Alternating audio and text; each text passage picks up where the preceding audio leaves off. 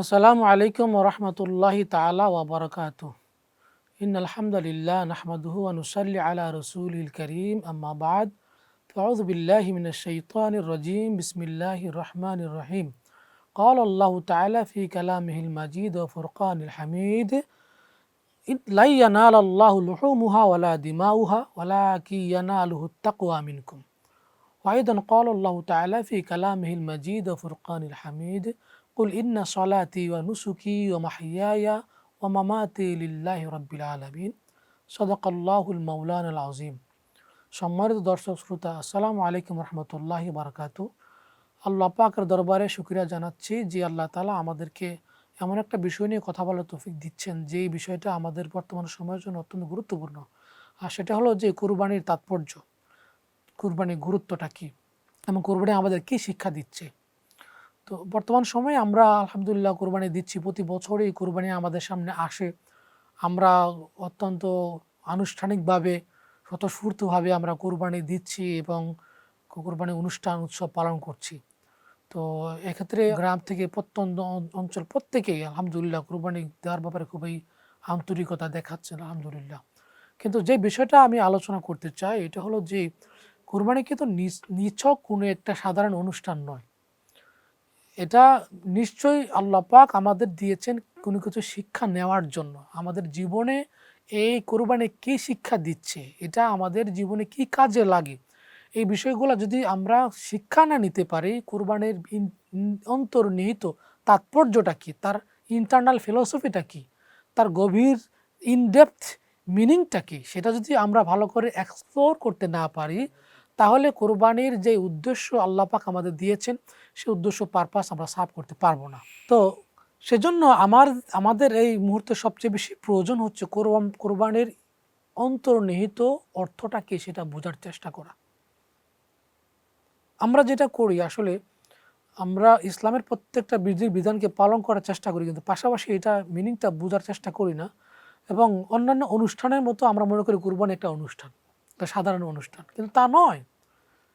এটা ইসলাম এমন কোনো বিধান বা এমন কোনো অনুষ্ঠান, এমন কোনো বিষয় আমাদের দেয়নি যেটা কোনো ভিতরে তার কোনো তাৎপর্য নাই, কোনো মিনিংলেস কমান্ড বা ডিমান্ড আল্লাহ পাক ইসলামে দেননি। প্রত্যেকটা আদেশের ভিতরে, হুকুমের ভিতরে আল্লাহ পাকের মহান প্রজ্ঞা এবং হিকমা রয়েছে, আমরা সেটা বুঝতে হবে।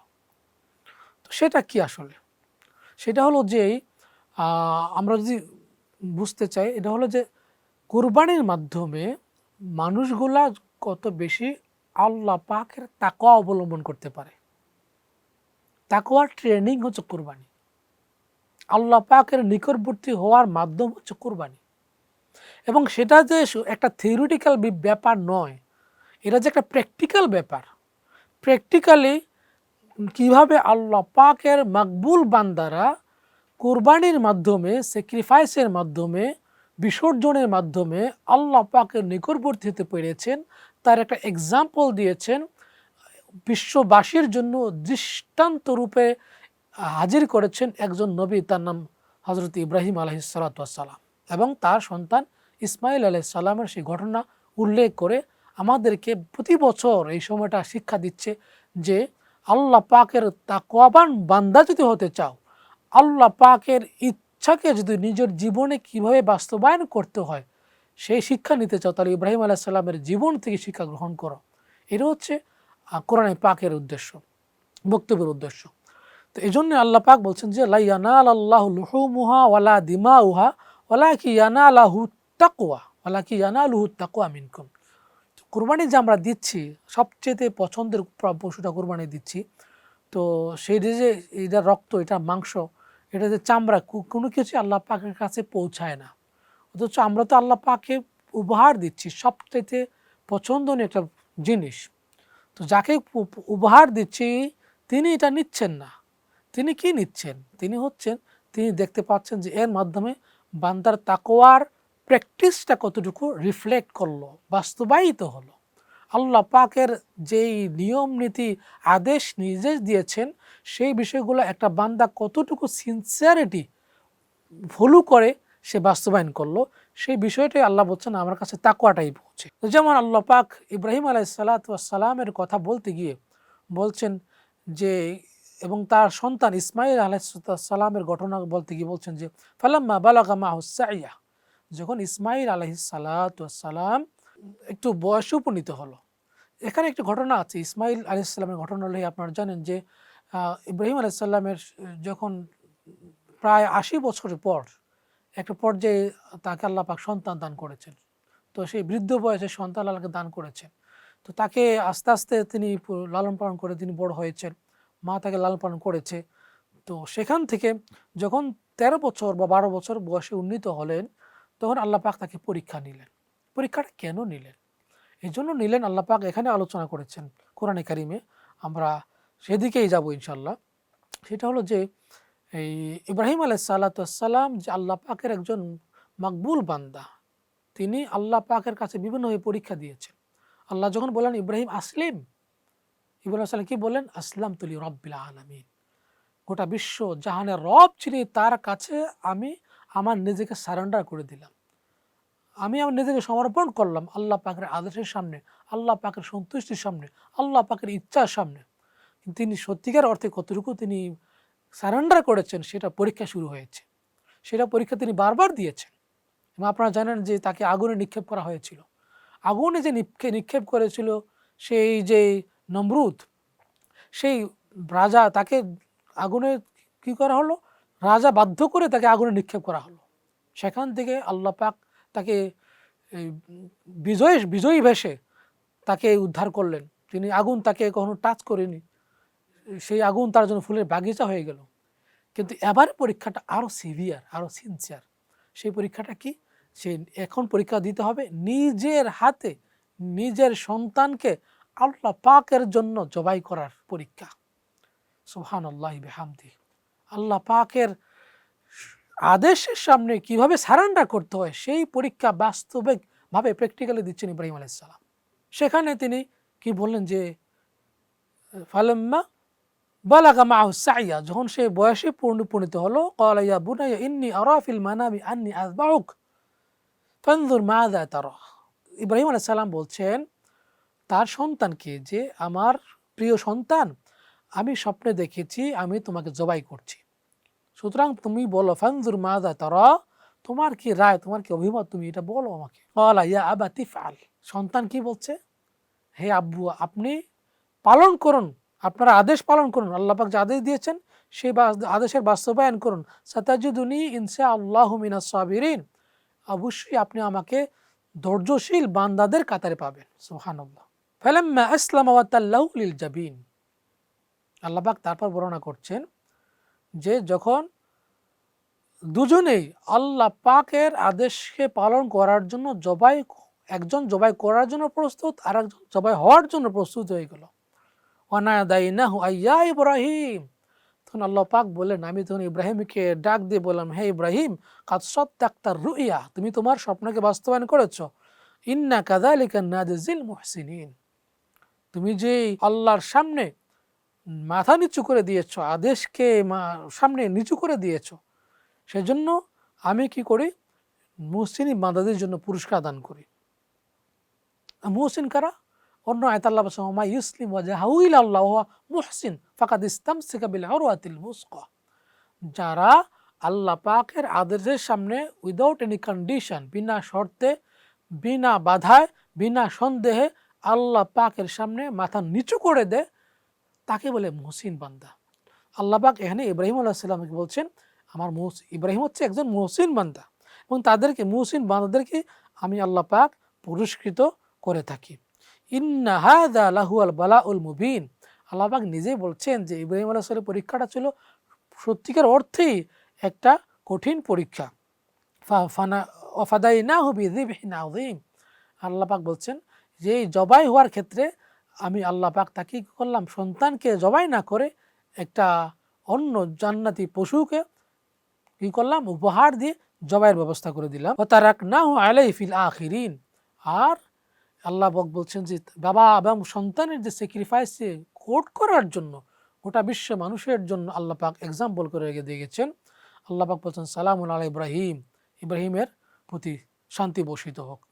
তো এখানে যে কথাটা আমাদের কাছে কতগুলো পয়েন্ট আমরা আলোচনা থেকে পাই আয়াতে কারিমা থেকে, এক নম্বর হলো এই যে একটা সন্তান সে 13 বছর বয়সের একটা সন্তান কিভাবে বুঝলো যে নবীরা স্বপ্ন দেখলে এটা ওহী হয়।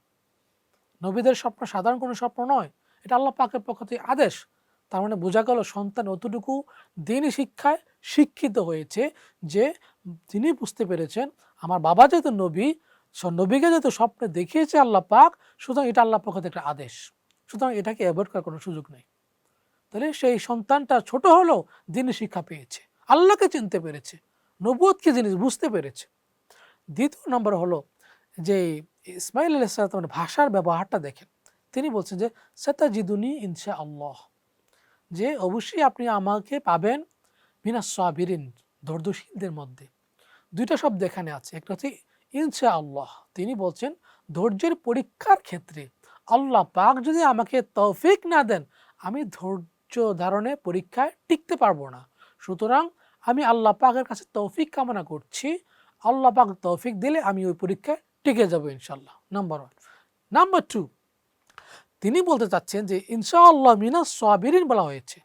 তিনি নিজেকে বলেন না যে আমি একমাত্র শ্রেষ্ঠ সবরকারী হব, তা না।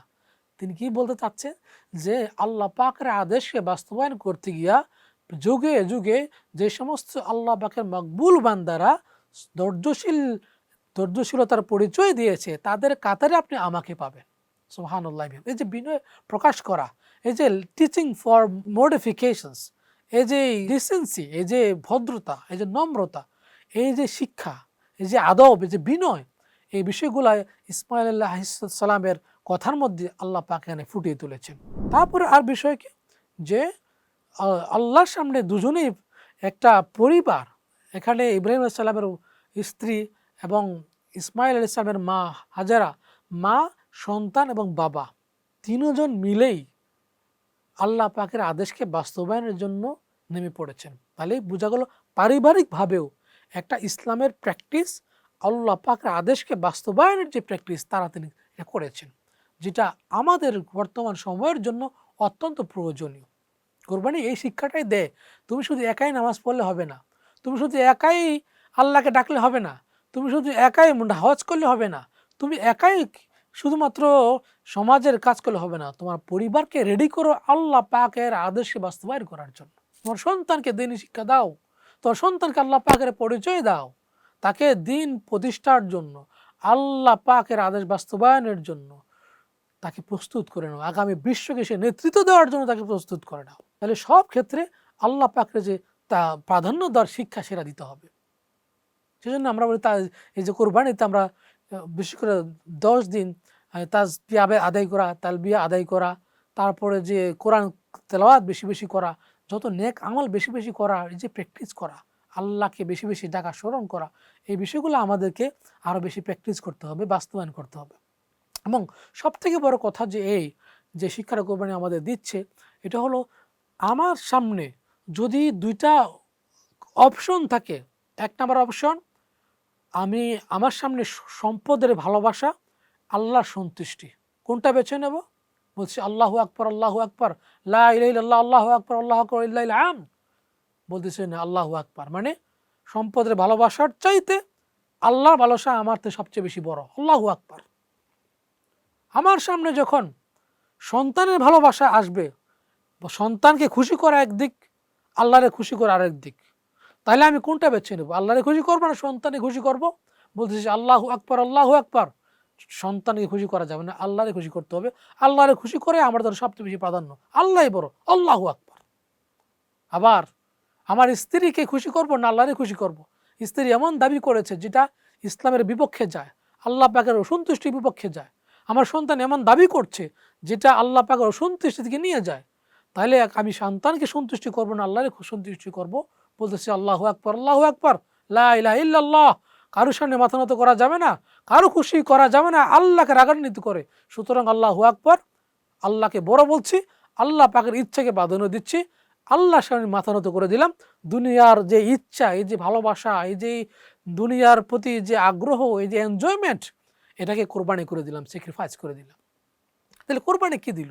কোরবানি শুধু গরু জবাই করে রক্ত প্রবাহিত করলাম তা না, বরং কোরবানি শিক্ষা দিচ্ছে আমার ভিতরে যে পশুত্বটা আছে, আমার ভিতরে যে কাম আছে, ক্রোধ আছে, লোভ আছে, মোহ আছে, মৎসর্য আছে, প্রত্যেকটা কুরিপুগুলা যেগুলো আমাকে আল্লাহ পাকের অসন্তুষ্টির দিকে নিয়ে যায়, আল্লাহ পাকের গজবের দিকে নিয়ে যায়, প্রত্যেকটা জায়গায় প্রত্যেকটা ক্ষেত্রে আমি বলবো আল্লাহু আকবার, আল্লাহু আকবার, সব বাদ দিব, আল্লাহ পাকের সন্তুষ্টিকে আমি গলার মধ্যে মালা পরাই নিব।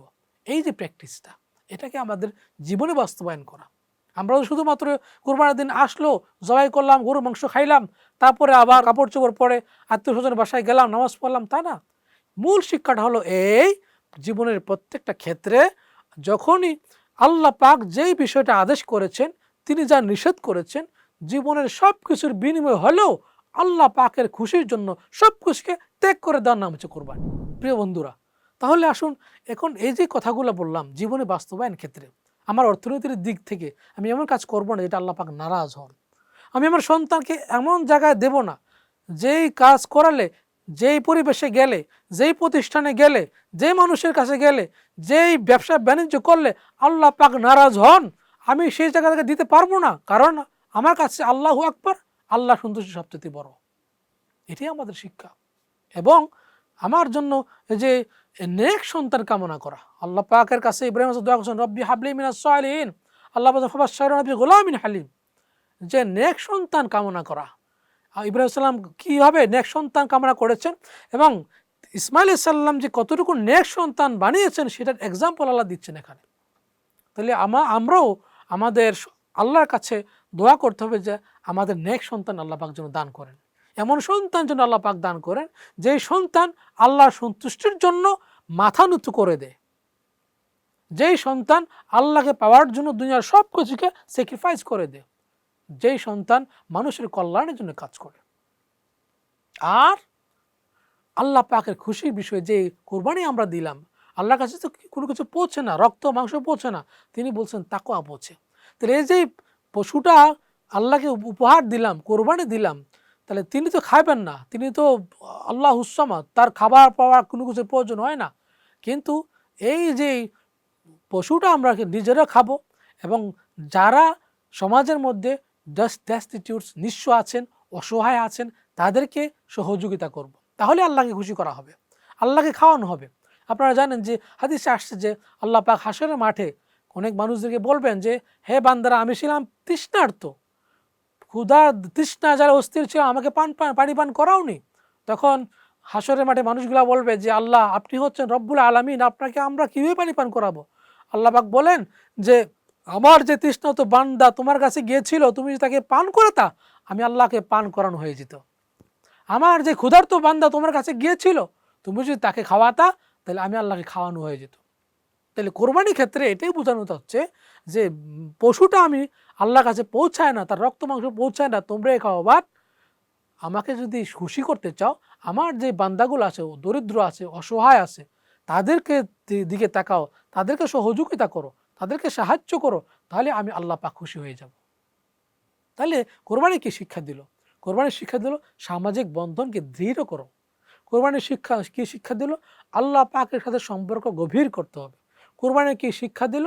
জীবনের সব কিছুর বিনিময় হলো দুনিয়ার কাউকে খুশি করার জন্য না, আল্লাহ পাকে খুশি করার জন্য সব কিছুকে বিসর্জন দিতে হবে, বর্জন করতে হবে।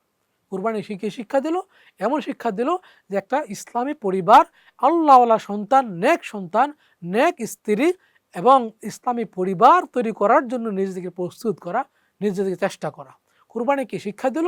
আমার নিজের ভিতরে কাম, ক্রোধ, লোভ যতগুলা কুরিপু আছে সবগুলাকে শুধু পশু যেরকম জবাই করলাম, আমার নিজের ভিতরে পশুত্বটাকেও আমি ইন্টারনালি ফিলোসফিক্যালি জবাই করে দিয়ে আমি এখন পুরো পবিত্র হয়ে গেলাম, মুত্তাকি হয়ে গেলাম, আমার কলবটা পরিষ্কার হয়ে গেল, আমার দিলটা সাফ হয়ে গেল, এখন আমার ভিতরে কোনো পাপ পঙ্কিলতা কিছু নাই, আমি এখন পরিশুদ্ধ বান্দা। আল্লাহ পাক বলছেন এইরকম পরিশুদ্ধ বান্দা যারা হবে তারাই হবে সফল কাম, তারাই হবে দুনিয়াতে সফলতা লাভকারী এবং আখিরাতে আল্লাহ পাকের জান্নাতের বাসিন্দা। তো তাই আসুন আমরা সবাই মিলে আল্লাহ পাকের আদেশকে বাস্তবায়ন করি, আল্লাহ পাকের সন্তুষ্টি লাভ করার ক্ষেত্রে আমরা চেষ্টা করি। আল্লাহ পাক আমাদেরকে কোরবানির যে মৌলিক শিক্ষা সেটা বোঝার তৌফিক দান করুন এবং সেই অনুযায়ী আমাদের ব্যক্তি, পরিবার, সমাজে বাস্তবায়ন করার তৌফিক আল্লাহ দান করুন, সেই কামনা করে এখানে শেষ করছি। আসসালামু আলাইকুম ওয়া রাহমাতুল্লাহি তাআলা ওয়া বারাকাতুহু।